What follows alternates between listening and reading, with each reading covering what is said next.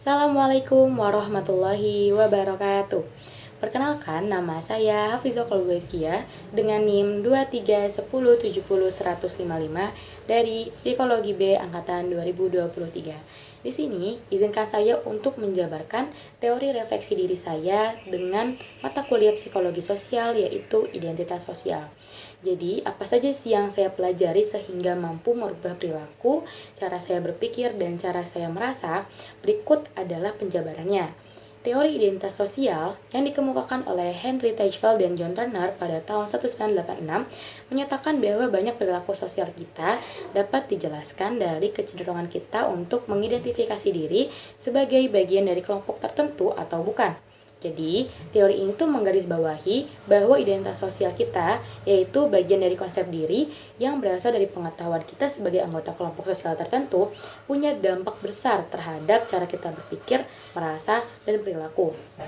Teori ini tuh dinilai sangat relate karena ketika saya mampu memahami kelompok saya seperti apa, mampu mengidentifikasi diri saya bagaimana, maka nantinya mampu mengubah juga saya bagaimana cara diri saya berperilaku dan juga berpikir. Nah, berikut ini ada 4 poin utama yang saya pelajari melalui teori identitas sosial ini. Yang pertama, adanya kategorisasi sosial. Jadi, dengan kategori sosial ini mampu menyederhanakan pemikiran yang kompleks, yang complicated, karena kita jadi mampu memahami berbagai macam kategorisasi sosial kita, yaitu dengan banyaknya suku, agama, ras, budaya, dan lain sebagainya perbedaan yang terjadi, kita mampu melihat dan memahami seorang itu dalam berperilaku. Seperti, kenapa ya ada orang yang selalu berkata-kata dengan nada yang sangat keras dan tinggi gitu. Kalau misalnya kita mau lihat dirinya, oh dia punya latar belakang suku yang berbeda, yaitu dari suku Batak. Di sana sudah biasa nih orang berbicara dengan nada tinggi, bukan bermaksud marah-marah dan sebagainya, tapi memang budayanya seperti itu. Juga selanjutnya, poin kedua, adanya identifikasi sosial. Setelah saya tadi mampu memahami perilaku seseorang melalui latar belakangnya, melalui agama yang mengajarkannya, maka di sini saya bisa memahami diri sendiri karena saya akan mengidentifikasi diri saya dalam suatu kelompok sosial. Misalnya, saya dari kecil mungkin diajari sholat dengan kunut, terus juga melihat teman-teman sekitar yang memiliki ormas NU sesuai dengan pembelajaran yang saya dapatkan. Maka dari itu, apakah saya akan melanjutkan diri saya terhadap kelompok tersebut atau tidak nantinya? Saya lihat di kelompok sosial ternyata ormas NU ini memiliki dampak yang besar dan baik di kehidupan Indonesia, kehidupan bermasyarakat, dan juga kehidupan di dalam beribadah gitu. Maka saya akan melanjutkan saya dalam ormas tertentu. Ataupun ketika saya memahami bahwa diri saya bisa berpublic speaking dengan baik ataupun bisa bermusik, memiliki suara yang bagus, maka saya melihat, oh ternyata dengan saya memasuki kelompok sosial bermusik, saya mampu mengasah kemampuan diri saya, mengembangkan bakat saya di dalam kelompok tersebut. Selanjutnya, poin yang ketiga yaitu perbandingan sosial. Di mana ketika saya sudah memahami dunia yang kompleks menjadi lebih sederhana, di mana saya bisa mengidentifikasi diri saya dalam suatu kelompok sosial, selanjutnya saya memasuki dalam perbandingan sosial.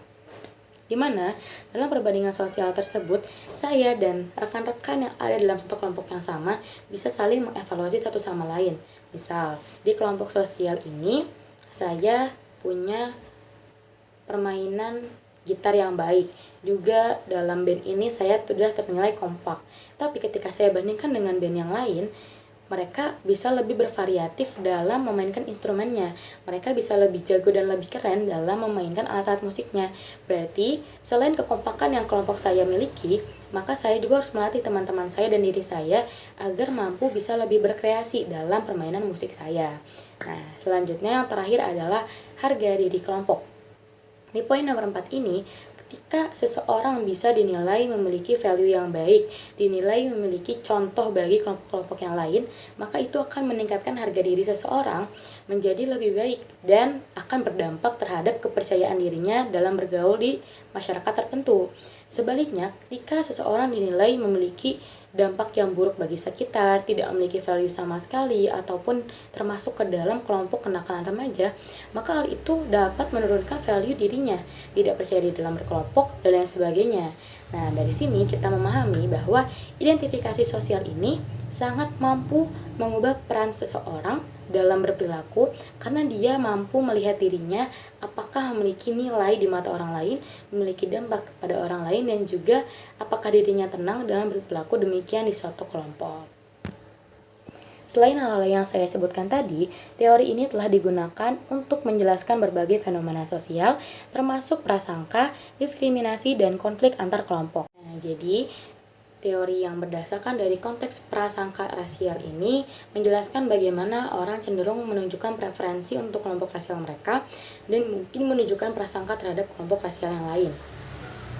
Secara keseluruhan, teori identitas sosial ini mampu memberikan kerangka kerja yang kuat untuk memahami bagaimana identitas kelompok kita mempengaruhi cara kita melihat diri kita sendiri dan orang lain, serta bagaimana hal ini berdampak pada perilaku sosial kita. Sesuai dengan Quran Surat Al-Hujurat ayat 13 yang berbunyi, Ya ayuhan nasu inna khalaqnakum min dzakari wa untha wa ja'alnakum syu'uban wa qabaila lita'arafu inna akramakum indallahi atqakum innallaha alimun khabir. Yang artinya, wahai manusia, sungguh kami telah menciptakan kamu dari seorang laki-laki dan seorang perempuan, kemudian kami jadikan kamu berbangsa-bangsa dan bersuku-suku agar kamu saling mengenal satu sama lain. Sesungguhnya yang paling mulia di antara kamu di sisi Allah ialah orang yang paling bertakwa. Sungguh Allah mengetahui dan maha teliti. Bisa kita sesuaikan dengan teori ini, bahwasannya Allah lah yang menciptakan kita sudah berbeda-beda, bersuku-suku, berbangsa-bangsa, bahkan diciptakannya perempuan dan laki-laki, agar kita mampu saling mengenal dan memahami satu sama lain, agar kita mampu respect, mampu paham apa sih yang menyebabkan seseorang itu berperilaku demikian, mampu menyesuaikan kita dalam suatu kelompok, dan mampu mempengaruhi perilaku kita dalam bergaul di masyarakat sosial. Nah, mungkin hal-hal itu yang menjadikan saya dalam berpreferensi di kehidupan sehari-hari agar saya mampu menjadi lebih baik setiap harinya dan saya mampu mengidentifikasi diri saya apakah ada dalam kelompok yang benar, apakah mampu memberikan dampak yang baik dalam sekitar, ataupun justru malah membuat saya menjadi lebih buruk dan tidak memiliki value sama sekali. Sekian teori yang mampu saya jabarkan, yang mampu saya sesuaikan dengan refleksi diri saya. Semoga mampu sesuai dengan apa yang sudah dijelaskan dalam pembelajaran sebelum-sebelumnya. Wassalamualaikum warahmatullahi wabarakatuh.